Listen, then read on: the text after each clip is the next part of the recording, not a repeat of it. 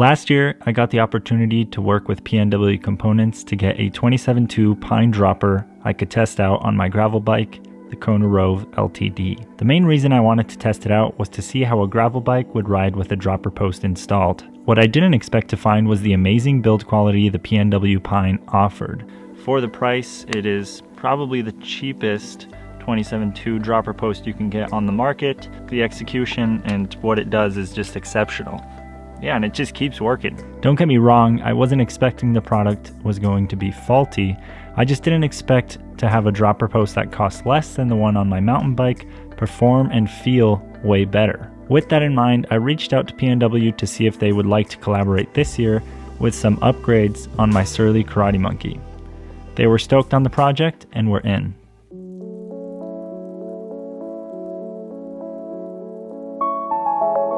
PNW Components, as the name would infer, make all sorts of, components. Bars for both mountain and gravel bikes, grips, stems, droppers, and levers for those droppers. They also have some sweet merch too. With this in mind, they agreed to send out some of their best offerings for me to change the Karate Monkey quite a bit. Now, I've been riding with all this PNW gear since March, so while I go over the item, I'll give my thoughts on it in a sort of mini review way. Let's start with the Loam Dropper. The Loam Dropper is probably the biggest change that my Karate Monkey saw. Before this, I was running a 125mm drop KS Lev. If you're watching this video and know nothing about droppers, the number I just threw out means that the saddle could effectively lower 125mm from its tallest height when you actuate the dropper. At the time, that was the most drop I could get away with, as the Karate Monkey has a bend on the seat tube which stops you from running a larger dropper because you can't simply push it further into the seat tube. Take note that my Karate Monkey is a medium, but this could change person to person. If you're a person with particularly tall and long legs, you might be able to get away with more drop, as your saddle can be placed higher and therefore opening more room on the bottom of the post. With the PNW Loam, I was able to fit a whopping 170mm of travel on the dropper. How does this work out, you might ask? Well, the Loam offers something called Travel Adjust, which lets you change the effective travel of the dropper post by 25mm in 5mm increments.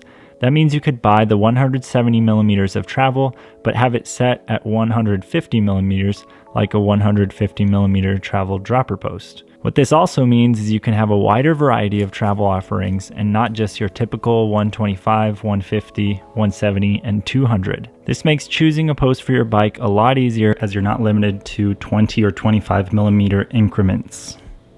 The Loam was sent with a matching teal collar. These collars are rubber and customizable, so you can pick a color that matches your other components or a color to match your bike. Overall, I'd give the Loam a 10 out of 10, as the travel allowance that it offers is just superior to other brands. That and the Travel Adjust is huge. The wiggle of the post is less than others, and the price is unbeatable when you look at other brands on the market. The front of my Karate Monkey changed to basically all PNW parts.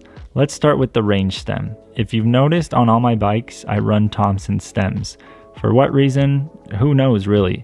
They've always performed for me, and the aesthetic is something I love. When I first pulled the range stem out of the box, I noticed they include a GoPro mount, which is sweet if you want a place to set it and forget it and focus on the riding. The next thing I noticed was how massive it is. Now, some of you might like that, and some will definitely not.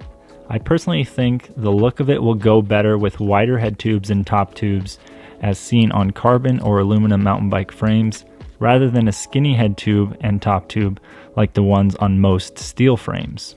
The performance is up there with my Thompson. While I got the 50mm stem and was running a 40mm Thompson, I couldn't tell a difference in flex in any way. Super stiff and responsive. One thing to note is when installing it, I ran into some trouble with spacers.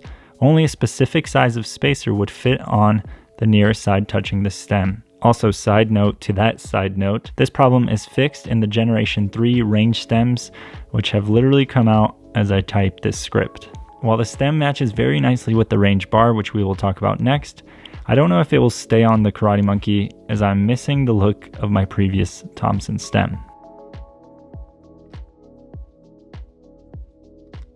Next up, the range bar. The range bar is designed alongside pro mountain bike rider Kyle Warner. It comes in a 780mm length and can be cut down to whatever length you prefer. It also has a 30mm rise, 10 degrees of back sweep, and 5 degrees of up sweep. Basically, it's really comfortable. It offers the same aesthetic as the range stem, so they go hand in hand, or bar and stem, if you will. I have never really known what my preference of bar width is when it comes to mountain bike bars, and I thought getting these at 780 would be too narrow as they aren't 800. After riding them for a few months, I could say I'm comfortable with 780. They seem to be wide enough to give me a great amount of leverage and still narrow enough to fit through most tight gaps. The back sweep and up sweep of the bar make it truly great to ride, giving your wrist an ever so slightly nicer angle when holding on. Speaking of holding on, let's talk about the Loam grips. But before that, how would I rate the range bar? This might have to be 11 out of 10. Now, I'm not kidding. I thought when I received all the goodies from PNW that the dropper would be the highlight of the bunch, but the range bar takes the cake here. The Loam grips. While I prefer to ride with gloves when I mountain bike, I did give the Loam grips a few tries without them just to really see if I could tell a difference between these grips and the ones I've used in the past. The first ride on them with no gloves was a little harsh on my hands, but I think that was more of my hands than the grips. After a few rides, I got used to them, and they feel great while riding gloveless if that's your thing. The big ridges make sure your hands aren't sliding anywhere, and the lack of bar ends is something I can get behind, as I usually bust those off on the trail. For $19, I'd say you can't find a better mountain bike grip. Last but definitely not least is the Loam Lever. I previously had a black Loam Lever on the Karate Monkey, and my thoughts on the lever itself stand true to my initial thoughts when I first tried it on the Kona Rove. It's simply great. One of the best levers for a dropper on the market, period. PNW was kind enough to send a teal Loam Lever to match the whole kit. The one thing I will note is that the teal is a slightly different teal. I don't know if this was one of a kind thing, or if the rubber that was used on the Loam Lever is indeed a different shade. It by no means is a deal breaker and still goes well with the teal kit overall. Well, that's it. Thanks again to PNW Components for sending some parts to upgrade on my surly Karate Monkey. I can't wait to see what PNW has coming in the future. Like I mentioned before, they just released version 3 of the range bar and stem. The version I reviewed is version 2, and version 3 seems to be even better. Especially the range stem seems to be sleeker and doesn't have that recessed space for your spacers, so you won't run into the issue that I ran into. Thank you all for watching, and if you enjoyed this video, remember to hit that like button and consider subscribing for more bicycle related videos. I'll see you guys in the next one. Till then, remember to stay stoked on spokes.